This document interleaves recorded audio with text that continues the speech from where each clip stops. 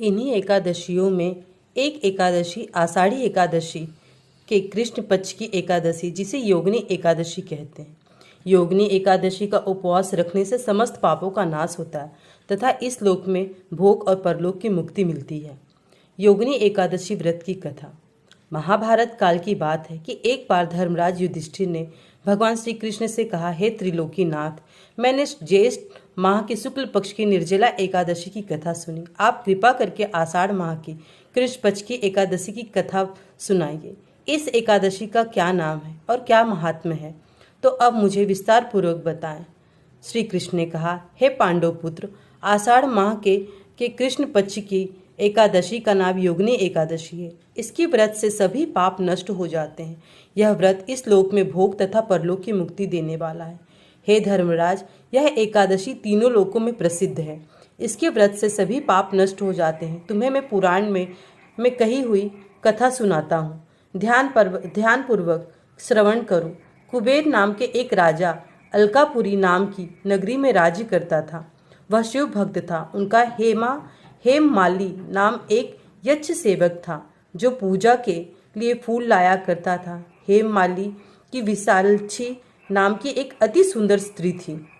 एक दिन वह मानसरोवर के से पुष्प लेकर आया, किंतु कामासक्त होने के कारण पुष्पों को रखकर अपनी स्त्री के साथ रमण करने लगा। इस भोग विलास में दोपहर हो गई। हेममाली की राह देखते देखते जब राजा कुबेर को दोपहर हो गई तो उसने क्रोधपूर्वक अपने सेवकों को आज्ञा दी कि तुम लोग जाकर पता लगाओ कि हेममाली अभी तक पुष्प लेकर क्यों नहीं आया। जब सेवकों ने उसका पता लगा लिया तो राजा के पास जाकर बताया, हे राजन, वह हेममाली अपनी स्त्री के साथ रमण कर रहा है। इस बात को सुनकर कुबेर ने हेममाली को बुलाने की आज्ञा दी। डर से कांपता हुआ हेममाली राजा के सामने उपस्थित हुआ। उसे देखकर कुबेर को अत्यंत क्रोध आया और उसके होठ फड़फड़ाने लगे। राजा ने कहा, अरे अधम, तूने मेरे परम पूजनीय देवों को भी, देव भगवान शिव जी का अपमान किया है। मैं तुझे श्राप देता हूँ कि तू स्त्री के वियोग में तड़पे और मृत्यु लोक में जाकर कोठी का जीवन व्यतीत करे। कुबेर के श्राप से वह तत्क्षण स्वर्ग से पृथ्वी पर आ गिरा और कोढ़ी हो गया। उसकी स्त्री भी उससे बिछड़ गई। मृत्युलोक में आकर उसने अनेक भयंकर कष्ट भोगे, किंतु शिव की कृपा से उसकी बुद्धि मलिन न हुई और उसे पूर्व जन्म की भी सुध रही।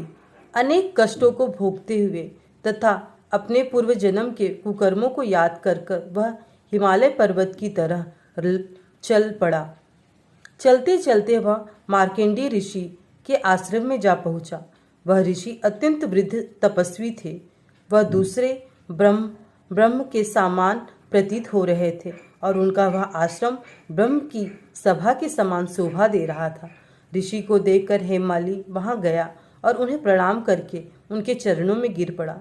हेममाली को देखकर मार्कंडेय ऋषि ने कहा, तूने कौन सा निकृष्ट कर्म किया जिससे तू कोढ़ी हुआ और भयानक कष्ट भोग रहा है। महर्षि की बात सुनकर हेममाली बोला, हे मुनीश्वर, मैं राजा कुबेर का अनुचर था। मेरा नाम हेममाली है। मैं प्रतिदिन मानसरोवर से फूल लाकर शिव पूजा के समय कुबेर को दिया करता था। एक दिन पत्नी सहवास के सुख में फंस जाने के कारण मुझे समय का ज्ञान ही नहीं रहा और दोपहर तक पुष्प न पहुंच सका। तब उन्होंने मुझे श्राप दे दिया, अपनी स्त्री का वियोग और मृत्युलोक में जाकर कोढ़ी बनकर दुख भोग। इस कारण मैं कोढ़ी हो गया हूँ तथा पृथ्वी पर आकर भयंकर कष्ट भोग रहा हूँ। अतः कृपा करके आप कोई ऐसा उपाय बतलाइए जिससे मेरी मुक्ति हो। मार्कंडेय ऋषि ने कहा, हे हेममाली, तूने मेरे सम्मुख सत्य वचन कहे, इसलिए मैं तेरे उद्धार के लिए एक व्रत बताता हूँ। यदि तू आषाढ़ माह के कृष्ण पक्ष की योगिनी नामक एकादशी का विधान पूर्वक व्रत करेगा तो तेरे सभी पाप नष्ट हो जाएंगे। महर्षि के वचन सुनकर हेममाली अति प्रसन्न हुआ और उसने वचनों के अनुसार योगिनी एकादशी का विधान पूर्वक व्रत करने लगा। इस व्रत के प्रभाव से अपने पुराने स्वरूप में आ गया और स्त्री के साथ सुखपूर्वक रहने लगा। भगवान श्री कृष्ण ने कहा, हे राजन, यह योगिनी एकादशी की कथा का फल 88,000 ब्राह्मणों को भोजन कराने के बराबर है। इसके व्रत से सभी पाप नष्ट हो जाते हैं और अंत में मोक्ष प्राप्त कर प्राणी स्वर्ग का अधिकारी बनता है। इस तरह भगवान ने युधिष्ठिर जी को यह कथा सुनाई और योगिनी एकादशी की कथा समाप्त हुई। जय जय हो, जय बृहस्पति भगवान की जय, जय नारायण भगवान की। अगर आपको यह कथा अच्छी लगी हो और एकादशी की, तो प्लीज़ मेरे चैनल को आप लाइक और सब्सक्राइब कर दीजिएगा। जय विष्णु भगवान की, जय नारायण देवता की।